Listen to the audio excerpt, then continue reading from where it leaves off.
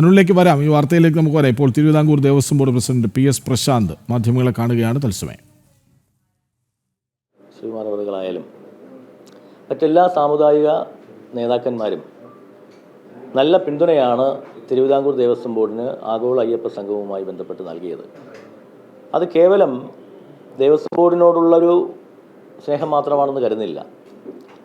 ശബരിമലയുമായി ബന്ധപ്പെട്ട അടിസ്ഥാന വികസനം സാധ്യമാകണം എന്നുള്ളതായിരുന്നു ഇവരുടെ എല്ലാം താല്പര്യം. അതിനു വേണ്ടിയിട്ടാണ് എല്ലാവരുടെയും പൂർണ്ണമായ പിന്തുണ ഞങ്ങൾ അഭ്യർത്ഥിച്ചു. അത് ഞങ്ങൾക്ക് അവർ നൽകുകയും ചെയ്തു. അത് ഞങ്ങളെ സംബന്ധിച്ചിടത്തോളം വലിയ പ്രചോദനവും ഈ ആഗോള അയ്യപ്പ സംഗമം സംഘടിപ്പിക്കുവാൻ ഞങ്ങൾക്കുള്ള പ്രചോദനം അതുതന്നെയായിരുന്നു. ഇപ്പോഴും ആ പിന്തുണ തുടർന്നുകൊണ്ട് മുന്നോട്ട് പോകുന്നു. അവരെല്ലാം കണ്ടതുപോലെ തന്നെ ശബരിമലയുടെ അടിസ്ഥാന വികസനം ലക്ഷ്യമാക്കിയുള്ള പ്രവർത്തനങ്ങളുമായിട്ടാണ്, തുടർ പ്രവർത്തനങ്ങളുമായിട്ടാണ് ഞങ്ങൾ മുന്നോട്ട് പോകുന്നത്. ഞങ്ങൾക്ക് ഞങ്ങളുടെ ആഗോള അയ്യപ്പ സംഗമം പൂർണ്ണമായി ലക്ഷ്യം കണ്ടു എന്ന് തന്നെയാണ് ഞങ്ങളുടെ വിശ്വാസം. കാരണം നമുക്ക് മാസ്റ്റർ പ്ലാനുമായി ബന്ധപ്പെട്ട്, ശബരിമല മാസ്റ്റർ പ്ലാനുമായി ബന്ധപ്പെട്ട് അവിടെ എത്തുന്ന ഭക്തജനങ്ങളുടെ പ്രതിനിധികൾക്ക് മുന്നിൽ മാസ്റ്റർ പ്ലാൻ അവതരിപ്പിക്കാൻ കഴിഞ്ഞു എന്നുള്ളത് ഞങ്ങളുടെ ലക്ഷ്യമായി തന്നെ ഞങ്ങൾ കാണുന്നു. ഉദ്ഘാടന സമ്മേളനം എല്ലാവരും പറയുന്നത് പോലെ ഒരു വലിയ ഹാളിലായിരുന്നു. ഞങ്ങൾ പ്രത്യേകം ഒരു 5000 പേർക്ക് ഇരിക്കാൻ പറ്റുന്നൊരു പന്തലായിരുന്നു കെട്ടിയത്. ഉദ്ഘാടന സമ്മേളനം കഴിഞ്ഞപ്പോൾ 3 സെക്ഷനുകളായി നമ്മൾ തിരിഞ്ഞു. ഒന്നാമത്തെ ഉദ്ഘാടനം നടന്ന ഹാളിൽ മാസ്റ്റർ പ്ലാനുമായി ബന്ധപ്പെട്ട ചർച്ചകളാണ് നടന്നത്. പഴയ മാസ്റ്റർ പ്ലാനിൻ്റെ ചെയർമാനും ചീഫ് സെക്രട്ടറിയുമായ ഡോക്ടർ ജയകുമാർ IAS ആണ് അത് അവതരിപ്പിച്ചത്. ഇത് തയ്യാറാക്കിയ എഞ്ചിനീയറിംഗ് കോളേജിൻ്റെ 4 വിദഗ്ധർ അത് അവതരിപ്പിക്കുകയും ചെയ്തു. അവിടെ കൂടിയ ഭക്തജനങ്ങൾ അഭിപ്രായപ്പെട്ടത്, എന്തായാലും ഈ മാസ്റ്റർ പ്ലാൻ എന്ന് പറയുന്നത് ഞങ്ങൾക്കിതുവരെ പ്രാപ്യമായിരുന്നില്ല, ഞങ്ങൾ കാണാൻ പറ്റിയിരുന്നില്ല. പക്ഷെ ഇപ്പോൾ എന്തായാലും ഇത് മാസ്റ്റർ പ്ലാൻ ഞങ്ങളുടെ മുന്നിൽ അവതരിപ്പിക്കപ്പെട്ടിരിക്കുന്നു.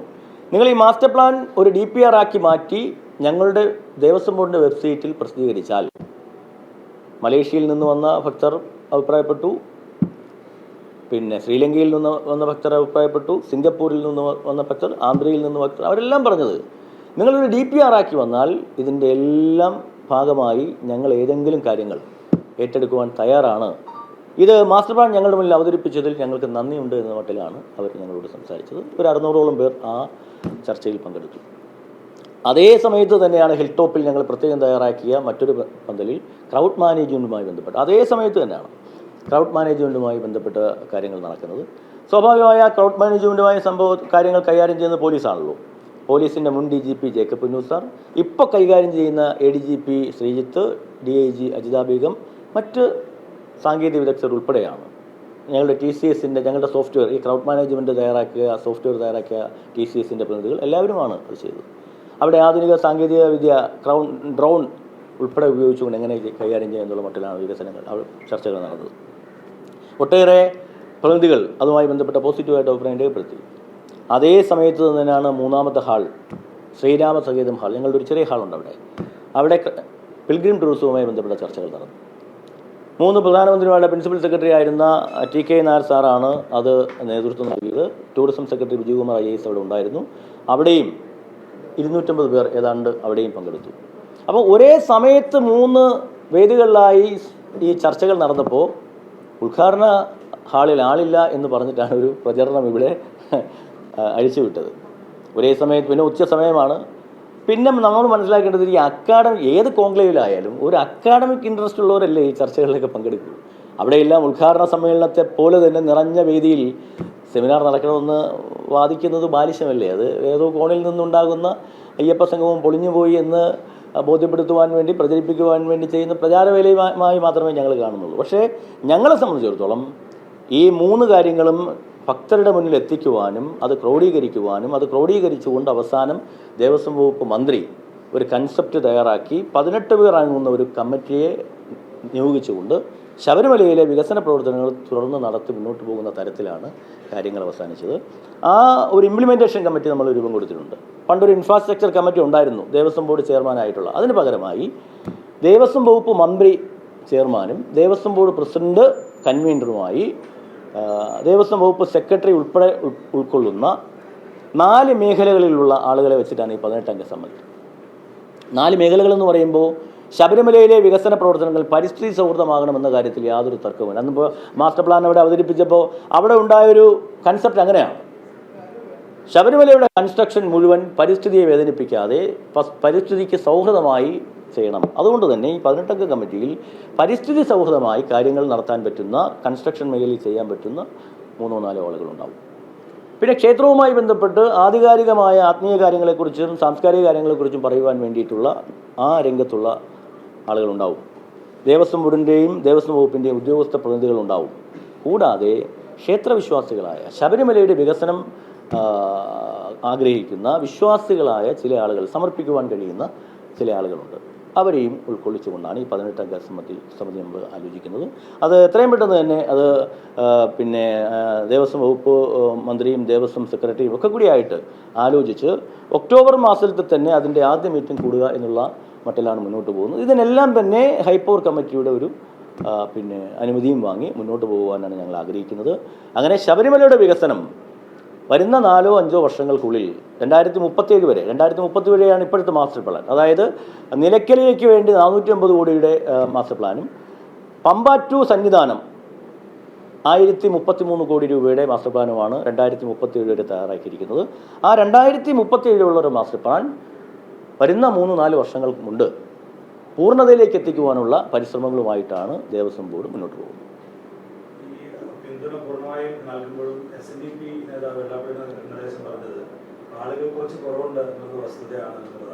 അങ്ങനെയല്ല പറഞ്ഞത്.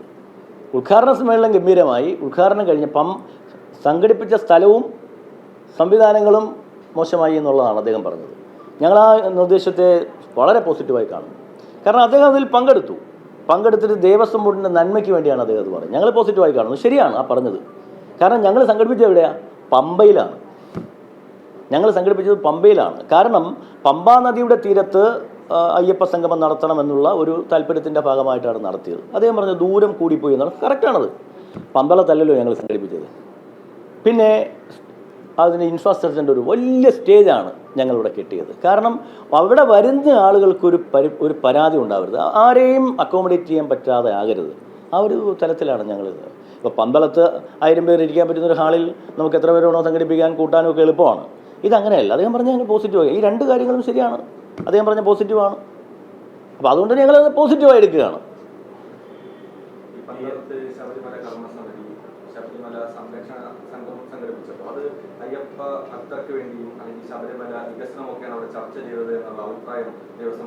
അല്ല, ഞങ്ങളല്ലല്ലോ അതൊക്കെ പറയേണ്ടത്. ഇതൊക്കെ രണ്ടിനെയും താരതമ്യം ചെയ്യുന്ന ഭക്തജനങ്ങളുണ്ടല്ലോ, അവരല്ലേ അവിടെ കാണേണ്ടത്. അയ്യപ്പ സംഗമം സംഘടിപ്പിച്ചത് പ്രതിഷേധത്തിന് വേണ്ടിയിട്ടല്ല, ആരോടെങ്കിലും എതിർക്കാൻ വേണ്ടിയിട്ടല്ല.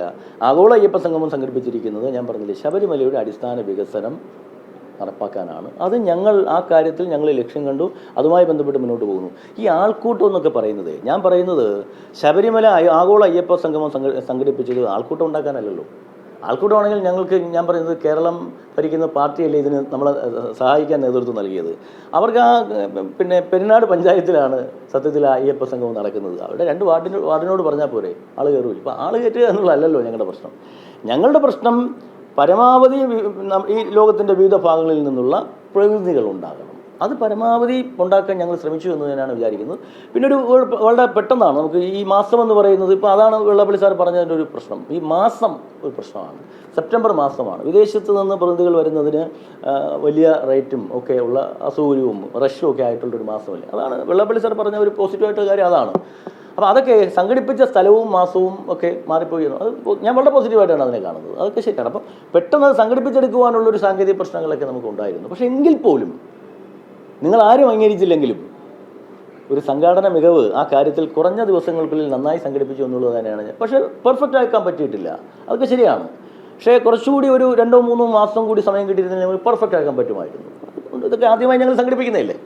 സ്വാഭാവികമായും ഇതിങ്ങനെ നിരന്തരം സംഘടിപ്പിക്കുന്നില്ലേ, ആദ്യമായി സംഘടിപ്പിക്കുന്നില്ലേ.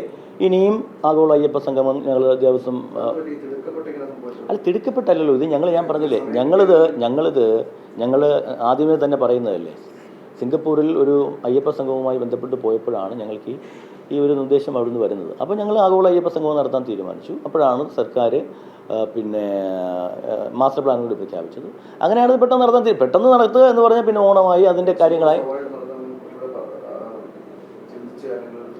അതൊന്നും അങ്ങനെ ഉള്ള അഭിപ്രായം ഞങ്ങൾക്കില്ല. പക്ഷേ ഈ ഓണവും ഒക്കെ വന്നപ്പോഴേ, അതിനിടയ്ക്ക് ഓണം എന്നൊക്കെ പറയുമ്പോൾ അതെല്ലാം കൂടി വന്നപ്പോൾ ഉണ്ടായൊരു ചെറിയ കാലദൈർഘ്യത്തിൻ്റെ പ്രശ്നമാണ് പറഞ്ഞത്. ഞാൻ പറഞ്ഞത് സംഘടിപ്പിച്ച മാസത്തിൻ്റെ പ്രശ്നമാണ് പറഞ്ഞത്. അതിപ്പോൾ സ്വാഭാവികമായും നമുക്ക് ഇനി അതിൻ്റെ അപ്പുറത്തേക്ക് പോകാൻ പറ്റില്ല. കാരണം ഒക്ടോബറിൽ പഞ്ചായത്ത് ഇലക്ഷനായി, പിന്നെ നവംബറിൽ നമ്മുടെ ശബരിമല മണ്ഡല മകരവിളക്ക് മഹോത്സവം അപ്പോൾ സംഘടിപ്പിക്കേണ്ടി വന്നു എന്നുള്ളത് തന്നെയാണ്. സ്വാഭാവികമായിട്ടും ഈ അയ്യപ്പ സംഗമം പോലുള്ള പരിപാടി ശബരിമലയുമായി ബന്ധപ്പെട്ട് പരിപാടി സംഘടിപ്പിക്കുമ്പോൾ ഇവിടെ സന്യാസിമാരെയോ അല്ലെങ്കിൽ ഇവിടെ സന്യാസി പരമ്പരയിൽപ്പെട്ട നിരവധി പേരുണ്ട്.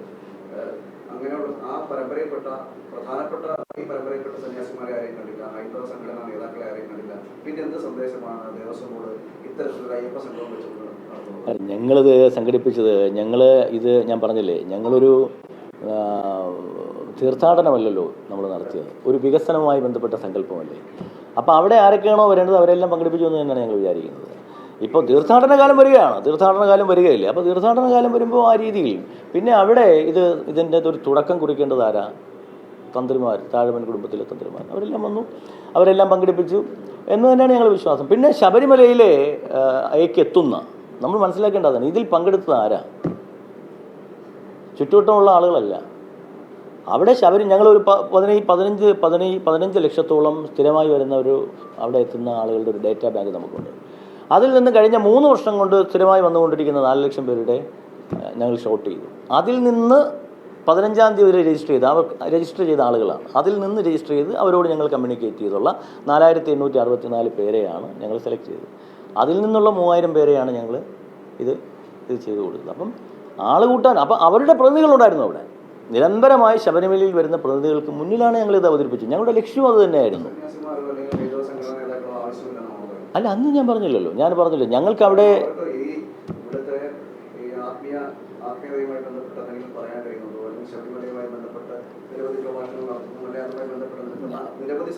ഞാൻ പറഞ്ഞത് അല്ല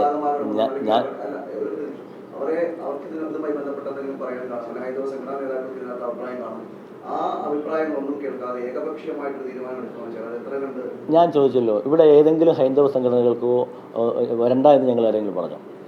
ഞങ്ങളാരും പറഞ്ഞില്ലല്ലോ, ഞങ്ങൾ പൊതുവായി ഞങ്ങൾക്ക് ഉള്ള പ്രശ്നം എന്താ? ഞങ്ങൾക്കൊരു സർക്കാർ സംവിധാനവുമായി ബന്ധപ്പെട്ട് നിൽക്കുന്ന ഒരു സംവിധാനമാണ് ഞങ്ങളുടെ ദേവസ്വം ബോർഡ്. അപ്പം നമുക്ക് ഒഫീഷ്യലായി അവിടെ അയ്യപ്പ ഭക്തരെയും അതുപോലെ തന്നെ സാമുദായിക സംഘടനകളൊക്കെ ഞങ്ങൾക്ക് വിളിക്കാൻ പറ്റും. ഹൈന്ദവ സംഘടനകളെ എന്ന് പറഞ്ഞ് നമുക്ക് ക്ഷണിക്കാൻ പറ്റുമോ? സർക്കാർ ആഗോള അയ്യപ്പ സംഗമത്തെക്കുറിച്ചുള്ള പ്രതികരണമാണ് ദേവസ്വം പ്രസിഡന്റ് PS പ്രശാന്ത് നടത്തുന്നത്. ഏതായാലും MV ഗോവിന്ദൻ പറഞ്ഞതുപോലെ ആളില്ലാ കസേരകൾ AI ദൃശ്യങ്ങളായിരുന്നു എന്ന് അദ്ദേഹം പറഞ്ഞില്ല. മറിച്ച് വലിയ പന്തലായി പോയതുകൊണ്ട് ആള് കുറഞ്ഞുവെന്ന് തോന്നിയതാണെന്ന് പറഞ്ഞ് ന്യായീകരിക്കാനാണ് ശ്രമിച്ചത്. ഏതായാലും ലക്ഷ്യം ശബരിമലയുടെ വലിയ വികസനമാണ് എന്നും ദേവസ്വം പ്രസിഡന്റ് പറഞ്ഞു വയ്ക്കുന്നു. തത്സമയ ദൃശ്യങ്ങളാണ് കണ്ടത്.